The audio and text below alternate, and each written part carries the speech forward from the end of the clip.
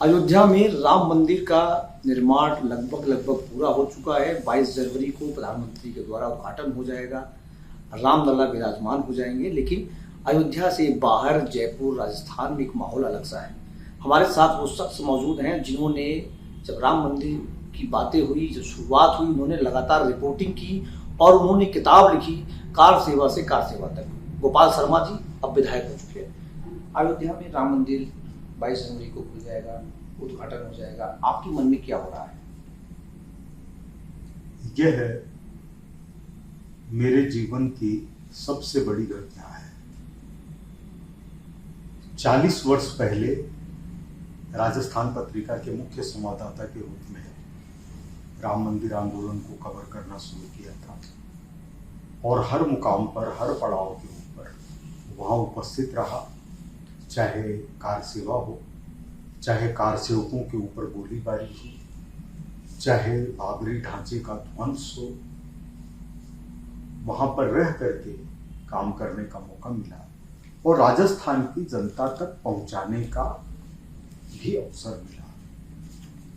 चूंकि उस समय मीडिया में पत्रिका एक तरह से पर्यायवाची थी, चैनल्स ज्यादा आए हुए नहीं थे, तो ऐसी स्थिति के अंदर जो कुछ छपता था या जो कुछ मैं वहां से भेजता था वही जनता के लिए जानकारी का कारण था और लोगों को राम जन्मभूमि आंदोलन से राजस्थान के लोगों को विशेषकर इसलिए जुड़ाव हुआ क्योंकि वो एक बड़े मीडिया संस्थान को रोजाना पढ़ते थे, उसमें लिखी हुई खबरें पढ़ते थे और मैं सीधे वहां से रिपोर्टिंग करता था।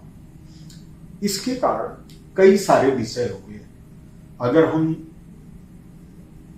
आत्म प्रवंचना से अलग होकर अगर सिर्फ प्रैक्टिकल विषयों के ऊपर जाएं तो 1993 में 5 राज्यों के चुनाव हुए। बाबरी ढांचे के ध्वंस के बाद में केवल राजस्थान में भारतीय जनता पार्टी लौटी। इसका एक बड़ा कारण था कि मीडिया के जरिए जनता जागी हुई थी कि जो कुछ हो रहा है वह राष्ट्र को एकजुट करने के लिए हो रहा है। कार सेवकों ने भी जो बलिदान दिए वहां पर, उसमें राजस्थान के कार सेवकों की सबसे ज्यादा भूमिका थी, सबसे ज्यादा संख्या थी।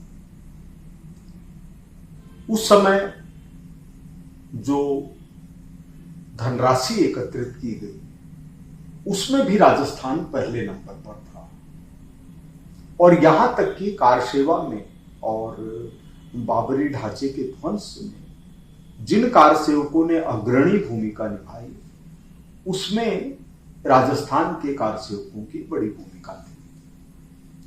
चूंकि उस समय कार सेवा का कवरेज करने का अवसर मिला, सीधा सीधा वहां खड़े रहकर, तो जो कार सेवा से कार सेवा पुस्तक है वो न केवल अंतर्राष्ट्रीय स्तर पर चर्चित हुई बल्कि एक पुस्तक की आय से मेरा मकान बन गया।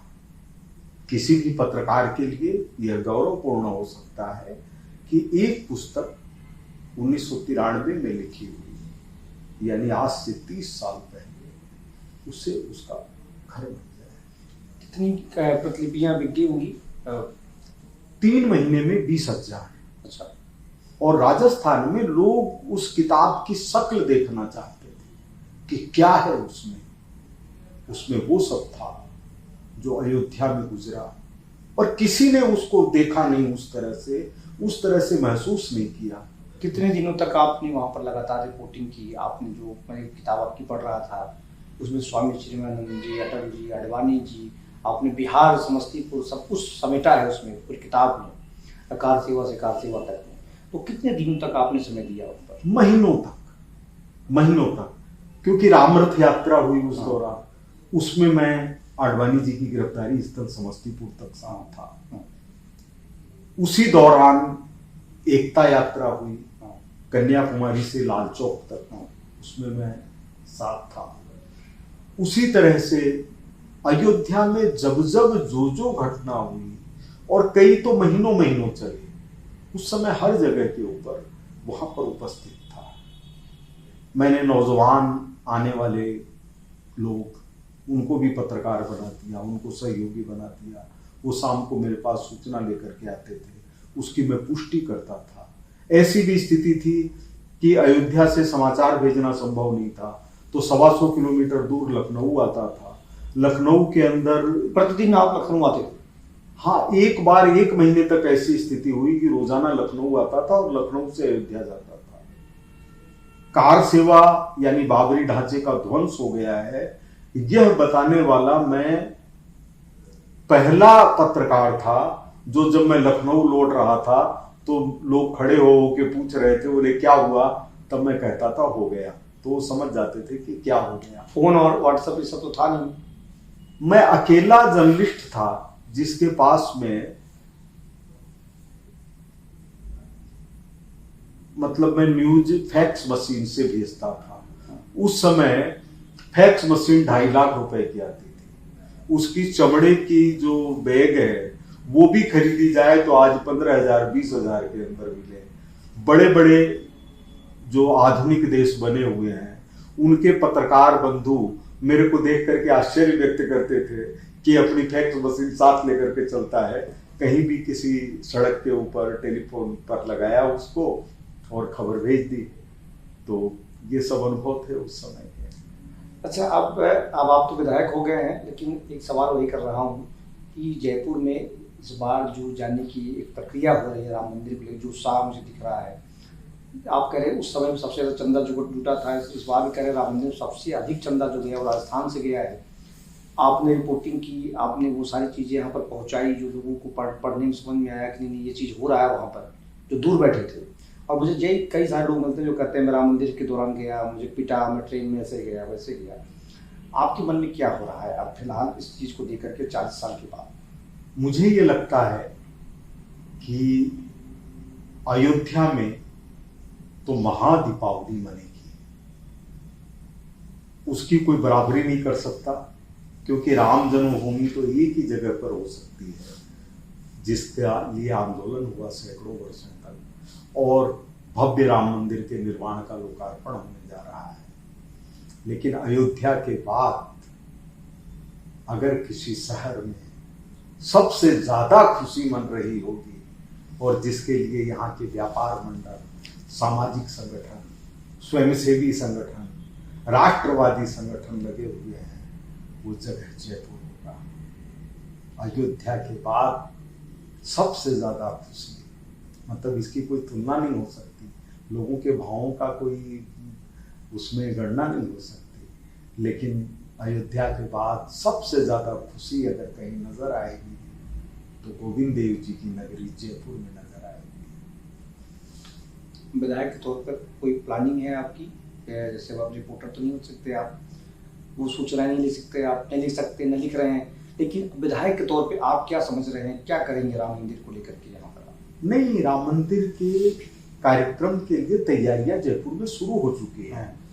जैसे 2 साल पहले जब 75 वर्ष पूरे हुए आजादी के, तो जनता की तरफ से सबसे बड़ा कार्यक्रम जयपुर में हुआ, जिसमें तीनों परमवीर चक्र विजेता उपस्थित थे। कम से कम 60 क्रांतिकारी परिवारों के लोग उपस्थित थे। सीडीएस रावत जी की पुत्री कृतिका उपस्थित थी, और सर्जिकल स्ट्राइक के हीरो अभिनंदन वर्धमान के अलावा राज्यपाल, मुख्यमंत्री और राष्ट्रीय स्वयंसेवक संघ के क्षेत्रीय संघ चालक मौजूद थे। उसी तरह से इस बार जयपुर के अंदर जो तैयारियां चल रही है, कल भी रात को जयपुर व्यापार महासंघ के प्रमुख नेता मिले थे और ऐसे ही आयोजन करने जा रहे हैं कि जयपुर में एक स्थल उस दिन अयोध्या धाम के रूप में नजर आए, और उसमें मेरी 100% विनम्र और कटिबद्ध होकर भूमिका रहेगी। अब एक आखिरी सवाल करूंगा आपसे, क्या ऐलान है आपकी तरफ से, क्या घोषणा है, क्या प्रयास है जो आप कह रहे हैं जो दिखेगी, क्या वो पूरे जयपुर में होगा, राजस्थान में होगा? आपकी तरफ से क्या प्रयास, मन में आपके भी चल रहा होगा कि मैं भी कुछ करूं और उस चीज को बड़ा करूं? देखिए, हम लोग जयपुर स्तर पर तो करेंगे, और जयपुर स्तर पर एक व्यक्ति नहीं करेगा। मेरी व्यक्तिगत भूमिका उतनी ही होगी जितना एक मनुष्य को करना चाहिए और कर सकता हूं मैं। लेकिन उसमें जयपुर के लोगों को शामिल करेंगे। ऐतिहासिक कार्यक्रम होगा 22 जनवरी को। 22 जनवरी और दिवाली 21 से शुरू हो जाएगी जयपुर में। इसके लिए योजना बन रही है, व्यापार मंडल आपस में बैठ रहे हैं कि 21 को दिवाली शुरू हो जाए और 22 को मुख्य कार्यक्रम हो। अभी तक तो जो योजना बन रही है उसके लिए अनुमति वगैरह लिया जाना बाकी है कि अल्बर्ट हॉल पर कार्यक्रम होगा और अल्बर्ट हॉल को अयोध्या धाम का नाम दिया जाएगा। अल्बर्ट हॉल का नाम बदल सकता है? उस दिन तो बदल ही जाएगा।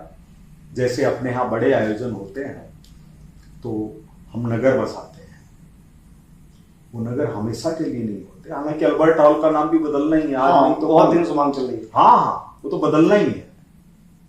अल्बर्ट के नाम पर नहीं हो सकता यहाँ पर। उसके लिए क्या नाम हो? महाराजा राम सिंह जी का नाम लिया जा रहा है, जिनका इसके लिए बहुत बड़ा योगदान है, रामधाम के नाम से। लेकिन ये तय है कि ये सब नाम बदल जाने वाले हैं कहीं पर। ये पहले तो बताओ कि कौन अल्बर्ट है। अल्बर्ट का इतिहास इंग्लैंड से गया है, तो यहाँ पर क्या जरूरत है? इसलिए जयपुर की जनता ने हमेशा, चाहे कोई भी देश के ऊपर आपदा आई हो, गुजरात में भूकंप हो, कारगिल का युद्ध हो और किसी भी तरह के कोई संकट का काल हो, यहाँ की जनता सब कुछ न्यौछावर करके आके खड़ी हो जाती है। वो नजर आएगी। तो ये हमारे साथ थे, इन्होंने रिपोर्टिंग के जरिए 1993 में राजस्थान में अलख जगाई थी राम मंदिर को लेकर के। अब विधायक हैं सिविल लाइन से, और इनका जो जज्बात, जो जोश है वही है। इनके मन में श्रद्धा पूरी तरह से बनी हुई है और ये कह रहे हैं कि 21 तारीख को ही दीपावली यहाँ शुरू हो जाएगी और 22 को जब वहाँ पर राम मंदिर में प्रधानमंत्री नरेंद्र मोदी उद्घाटन कर रहे होंगे तो जयपुर में भी कुछ वैसा ही दृश्य यहाँ पर दिखाई देगा। अल्बर्ट हॉल के पास अभी अनुमति ली जा रही है, वहाँ पर चीज़ें नहीं दिखेंगी। तो कुछ इसी तरीके से राजस्थान की राजधानी जयपुर में भी राम मंदिर को लेकर के सबके मन में कुछ न कुछ उत्साह बना हुआ है। एबीपी लाइव के लिए संतोष कुमार पांडे, जयपुर।